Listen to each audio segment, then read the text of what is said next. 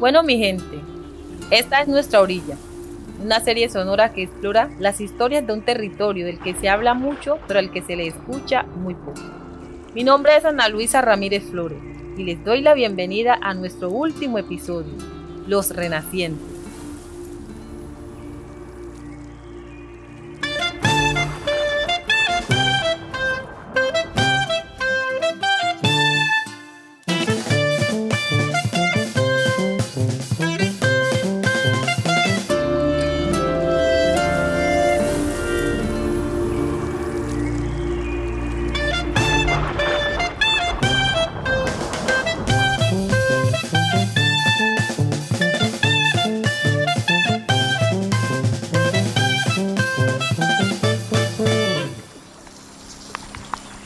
Este es Río Sucio, la cabecera del municipio más grande del Chocó. Aquí hay unas 14.000 personas.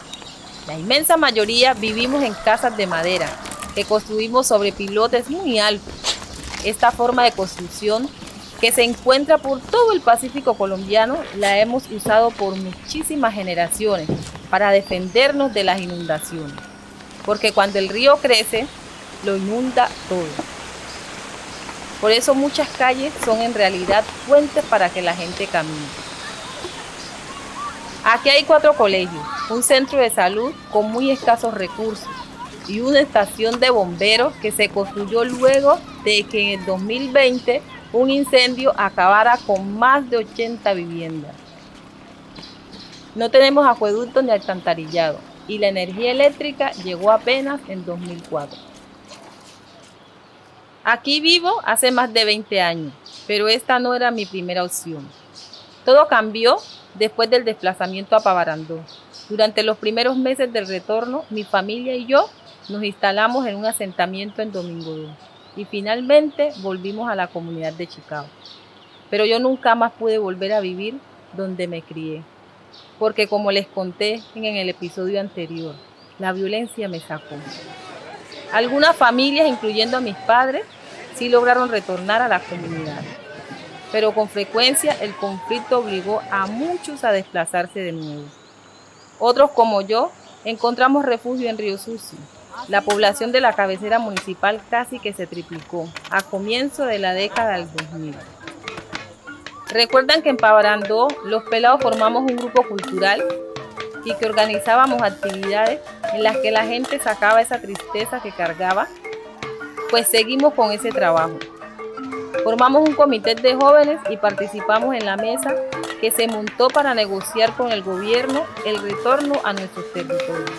Ese comité fue clave en la creación de las comunidades de paz. La idea era lograr que los grupos armados respetaran nuestros derechos como población civil. Para los jóvenes eso era importante, porque así también preveníamos que nos reclutaran.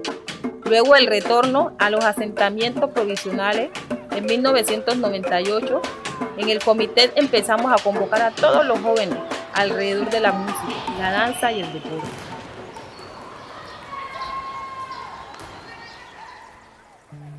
En esos espacios también discutíamos la posición que debíamos tener, no brindar apoyo logístico ni de ningún tipo a los grupos armados, no aportar armas. En cambio, debíamos participar en los trabajos comunitarios. Eso no le gustó a los armados y empezaron a perseguir a quienes participábamos en ese comité. No les importó que fuéramos muy jóvenes, la mayoría entre 18 y 21 años, y algunos menores de edad, como yo. Ellos solo nos veían como una amenaza. En el capítulo anterior les presenté a la nena. ¿Se acuerdan de ella? Fue a la que un comandante guerrillero le dijo que nuestra neutralidad era una farsa. Su hijo era uno de mis compañeros en el comité. Yo no retorné, porque no es que yo fui víctima de mi hijo que me mataron, el mayor, en el 2002. Su nombre era José Lince Martínez. Él no fue el único joven que cayó. Recuerdo entre ellos a Edwin Ortega y a Wilfrido Herrera. A mí también me habían sentenciado y me salvé, no una sino 3 veces. La verdad es que no me gusta hablar de eso, porque lo que sufrí en esos atentados no me define como persona. Yo no renuncié a mi trabajo en el comité. Mi pensado era que yo no tenía nada que temer, porque no le debía nada a nadie. Pero un día la cosa se puso templada y llegaron razones de que tal día llegaba la guerrilla por mí. Por razones del destino, ese día llegó a Domingodó el padre Leonidas Moreno, que era de la diócesis de Apartadó. Cuando supo lo que pasaba, me embarcó de una vez en la panga en la que viajaba y arrancó. Se llamaba la Reina Sofía, me acuerdo, y me sacaron de la región. No hubo tiempo para nada. Me fui con lo que tenía puesto. Ya en Apartadó, que es la ciudad más grande del Urabá, nos reunimos con las instituciones y con las ONG que acompañaban todo el proceso de retorno. Y se decidió que lo mejor era que yo me fuera para Bogotá. De esa temporada no tengo buenos recuerdos. Me pusieron en un apartamento para mí sola, y aunque estaba a salvo de las amenazas, el frío y la soledad de la ciudad me hacían sentir como que me estaba muriendo ahí sola. Si Pavarandó acabó con mi niñez, en este nuevo exilio en Bogotá, me llevaba a un lugar distante, desconocido y solitario. Yo apenas tenía 17 años. Pero yo no podía quedarme cruzada de brazos, así que seguí apoyando el proceso de comunidades de paz. Visité embajadas, oficinas del gobierno, ONG. La idea era dar a conocer nuestra situación y conseguir apoyo para el trabajo del comité. Pero me sentía como pez fuera del agua. Logré que me trasladaran a Medellín, donde estaba una amiga que había tenido que salir de Domingodó antes que yo. Hola, mi nombre es Ana Rosa Díaz Díaz, soy madre de 4 hijos, 10 nietos. Fui desplazada por amenaza de muerte. Entonces, pues aquí estoy, trabajo en casa de familia, me gano el mínimo y nada, pues sobreviviendo. Ana Rosa también era una lideresa. Llegó a Medellín donde una hermana. Y a esa casa terminamos llegando varios de los que salimos amenazados. Éramos como 11 personas en la misma casa, comíamos con 2.000 pesos hace 21 años, todo ese poco de gente. Comprábamos hueso, platanito, la hierbita, hacíamos una olla de sopa y 2 libritas de arroz y con eso comíamos. Medellín tampoco era mi tierra, pero al menos no estaba tan sola. Allá estaba con mi novio de esa época, a quien también le había tocado salir por las mismas razones mías.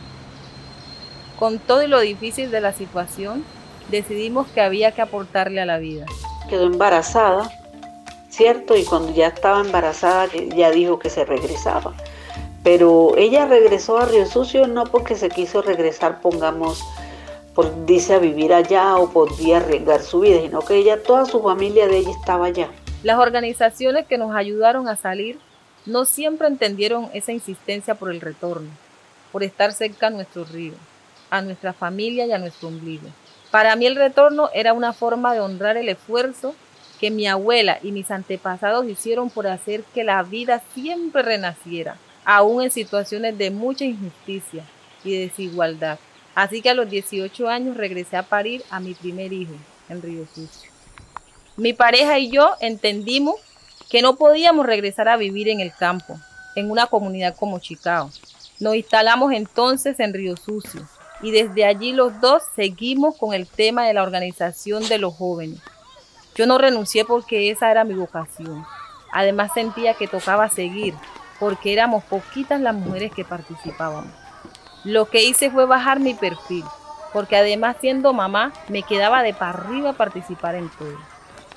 Mi hijo mayor ha vivido prácticamente toda su vida en Río Sucio. Mi nombre es Luis Fernando Palacio Ramírez y tengo una edad de 20 años. Ahorita no estoy estudiando, pero anteriormente estoy haciendo una técnica de agropecuaria y también una de motorista en embarcaciones. Como él, hay toda una generación de pelados que no tuvieron la oportunidad de crecer en el territorio donde sus padres se criaron. Porque además de la violencia que ha continuado en el campo, fueron pocas las comunidades en las que volvieron a abrirse las escuelas. Mi nombre es Luz Mari Mosquera Martínez, pertenezco a la cuenca del río Quiparado. de la comunidad de Pava. Actualmente tengo 25 años. ¿Se acuerdan de Jesucita? La señora que le tocó huir embarazada con su barriga de 9 meses. Pues Luz Mari es su hija. Ella fue la que nació allá en medio del barrizal de Pavarandó. Hoy en día es una lideresa en su comunidad. Muchos jóvenes de mi generación nacieron y se criaron acá y no han vuelto a entrar a la comunidad. La educación escolar fue y sigue siendo un gran problema. La violencia agravó eso, sobre todo en el campo. Por eso muchas familias optaron por quedarse en la cabecera municipal, que es donde los pelados pueden estudiar. Pero eso no impidió que Luz Mari y muchos otros jóvenes mantengan el vínculo con su territorio. Los padres pendientes a que los hijos salieran a vacaciones para llevarlos. Las fiestas las pasaban allá, diciembre, julio, Semana Santa. Por lo menos yo no veía la santa hora de salir a vacaciones para irme para allá. Mientras las madres y los pelados se quedaban en Río Sucio, los hombres se iban a las comunidades a sembrar, a cortar madera y a traer de allá lo que se necesitaba para vivir en el pueblo. Sin lo que produce el campo, nosotros acá no podríamos vivir. Eso traíamos plátano, caña, en cosechas de marañón, guama, coco. Los pelados de hoy en día crecieron con un pie en el pueblo y el otro en el campo. Y aunque en Río Sucio pueden estudiar, el campo les enseña otras cosas. Luz Mari, por ejemplo, tiene muy presente lo que aprendió con su tío. Él casi todos los días cazaba. Y cuando no mataba que armadillo, que venado, que guagua, o saíno. Y yo era tan con ganas de aprender y eso. Cada vez que él mataba un animal, yo le decía, tío, pélelo y yo lo arreglo. Pues le sacó, lo desbucho y todo eso. Y gracias a él es que hoy yo sé arreglar cualquier tipo de animal de monte. Para nosotros, conocimiento no es solo lo que se aprende en la escuela. El conocimiento también está en el territorio. Hay muchas cosas que Río Sucio no ofrece. Yo quisiera aprender a hacer un dulce de guayaba, pero no encuentro la guayaba. Que no hay coco, que no hay papaya, que no hay una cosa, que no hay la otra. Entonces se pierde uno como de vivir todas esas experiencias y de aprender todas esas cosas que, al igual que una carrera, también le sirven a uno para salir adelante. Mamá sabe hacer cuca, sabe hacer pan, sabe hacer envuelto de maíz choclo, sabe hacer masa. Y todas esas cosas, o sea, me parece que son cosas tan importantes como para allá en el territorio, como acá en el municipio, porque muchas de esas personas aprendieron eso allá y hoy en día de eso están viviendo acá. Digamos que el territorio no lo perdimos, pero sí cambió la forma en que lo habitamos. Vivir en la cabecera municipal les dio otras oportunidades a los pelados. En el campo la vida mía sería como trabajar en el monte, sembrando cosas, sembrando alimentos, pues, o sacando madera y así. Y no estudia, porque los que viven en el monte no estudian. Carlos Mario es otro de esos jóvenes tratando de sacarle provecho a las oportunidades que ofrece Río Sucio. Ese desplazamiento lo ve uno como algo negativo, pero que esa cosa negativa trajo algo positivo. Él ha hecho varias carreras técnicas, incluyendo construcción y fabricación de jabones. Son carreras que se pueden hacer aquí, porque el SENA o Servicio Nacional de Aprendizaje manda profesores desde Antioquia por solicitudes de nuestros consejos comunitarios. Últimamente, las universidades a distancia también han sido una opción. Uno dice, no, es que la violencia y todo acabó con muchas cosas y es de reconocerlo. Pero también esa violencia le posibilitó a uno adquirir con nuevos conocimientos, entrar en nuevos ambientes, porque yo sí estoy seguro que quizás si no hubiese ocurrido lo de la violencia y nos hubiéramos quedado, digamos, en el campo, yo no sería hoy la persona que soy. Ahora mismo está haciendo carrera en el único oficio que garantiza estabilidad laboral. Estoy en el primer semestre, estoy haciendo una licenciatura en Educación Física, Recreación y Deporte. Como Carlos Mario, son muchos los jóvenes de aquí que han estudiado y sacado diploma. Pero el problema sigue siendo la falta de oportunidades. Por eso algunos deciden irse del Chocó. Y a muchos de los que se quedan los absorbe la guerra, que no ha parado. Es cierto que la guerra produce mucho daño, pero los problemas que vivimos en el Bajo Atrato no se solucionan solo con la desmovilización de los grupos armados. Muy bien, ha llegado el momento que esperaba el país, la firma oficial y definitiva del acuerdo de paz. Firma en este momento el presidente de la República de Colombia, Juan Manuel Santos.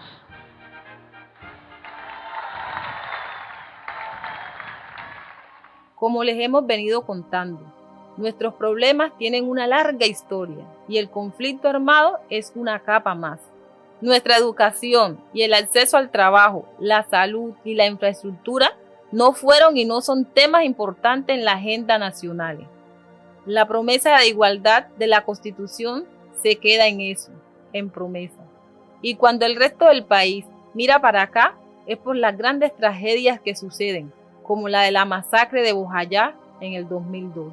El dolor más grande que se ha visto en el mundo es este. Sin tener culpa de nadie, porque la violencia así mata a uno que no tiene nada, hombre. Ay, Dios mío, por Dios. Gobernantes y organizaciones ilegales han amasado fortunas en nuestro territorio. La única industria presente es la de la madera, pero funciona de forma extractiva, arrasa con cuanto encuentra a su paso, y de sus ganancias queda poco en las comunidades. Hasta los años 60 se explotaron más de 1.600.000 hectáreas a través de 140 permisos y concesiones. Entre esas empresas estaban Maderas del Darién, Maderas del Atrato, Pisano, Acerrío, Covadonga, Madera Río Sucio y Madurabá. Yo estoy segura que si los pelados encontraran oportunidades en el campo, tendríamos un poco de ellos viviendo allá, en sus comunidades. Y estarían no solamente estudiando, sino aprendiendo todo lo que el territorio enseña. Ahí está mi hijo Santiago, y como le decía, él ama mucho estar en la comunidad. Me dice, mamá, yo quiero aprender a sembrar plátano. Y le digo, pero también tiene que estudiar, porque él también me dice que quiere pescar. Igual, yo no le puedo decir, digamos, ay, no, usted no va a ser pescador, porque esto no va a ser agricultor, porque no. Y yo siempre le he dicho a él que él va a hacer, digamos, lo que a él le nazca, y yo siempre lo voy a apoyar. Ese es el reto que tenemos hoy en día los adultos con los jóvenes, que conozcan nuestra historia, que aprendan de nuestras luchas y que mantengan la relación con el territorio. Solo así nuestra cultura continuará renaciendo. Aquí en el Bajo Atrato usamos la palabra renaciente para describir las generaciones más jóvenes. Yo me consideraría una persona renaciente. ¿Por qué? Porque he venido ligado desde tiempos atrás, ejerciendo lo que anteriormente otras personas mayores hacían, y ahora lo estoy haciendo yo. Ser renaciente significa que la vida está brotando constantemente, como los polinos de plátano, que renacen de la mata más vieja. Igual lo hacen los jóvenes. La herencia que van dejando de generación en generación.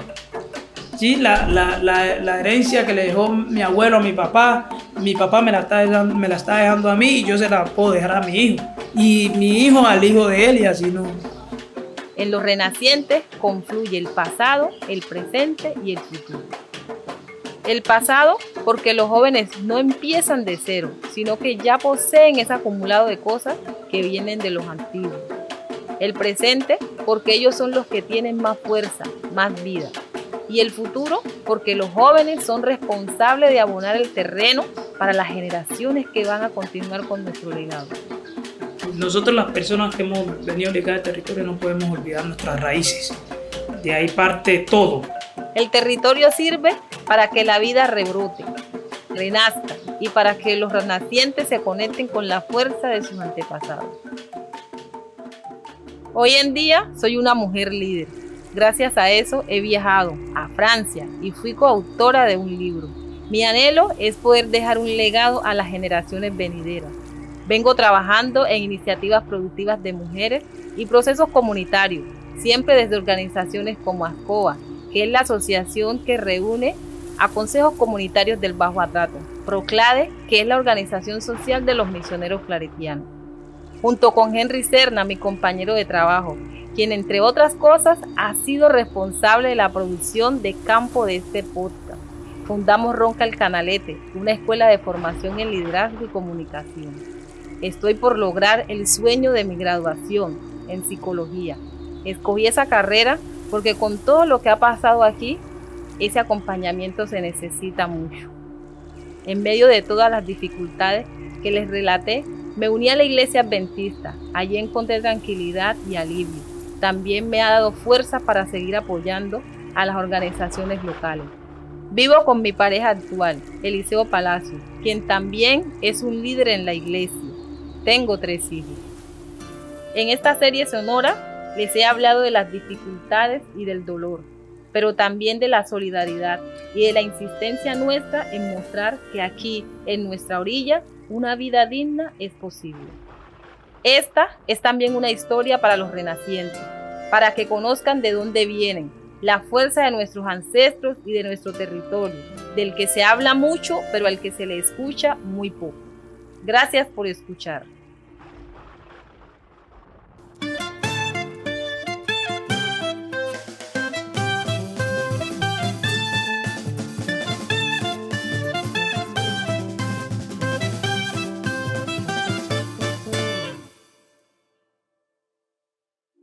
Agradecemos especialmente a María Eleuteria Perea Ramírez, Ana Rosa Díaz Díaz, Luis Fernando Palacios Ramírez, Luz Mari Mosquera Martínez, Carlos Mario Mena por haber compartido sus historias en el último episodio. La serie sonora Nuestra Orilla fue narrada por Ana Luisa Ramírez Flores. Ella también es la protagonista de esta historia junto con las comunidades del Bajo Atrato. La producción ejecutiva estuvo a cargo de Catalina Muñoz Rojas. Los guiones fueron escritos por Daniel Ruiz Serna, quien también estuvo a cargo de la investigación junto con Catalina Muñoz Rojas. Andrea Díaz Cardona hizo la edición. La producción de campo estuvo a cargo de Henry Serna Córdoba y Ana Luisa Ramírez Flores. El diseño sonoro y la mezcla son de Paula Peña. La música original de Indian Summer. El diseño gráfico de Celuna Fernández y las ilustraciones de Miguel Sánchez. Los invitamos a visitar nuestra página web www.nuestraorilla.co para profundizar en esta historia y consultar el material pedagógico que la acompaña. Estamos disponibles en todas las aplicaciones para escuchar podcast, incluida YouTube. Este proyecto fue posible gracias al Engage Research Fund del Open Society University Network y a una beca del Education, Justice and Memory Network, financiada por el Arts and Humanities Research Council, y al Global Challenges Research Fund.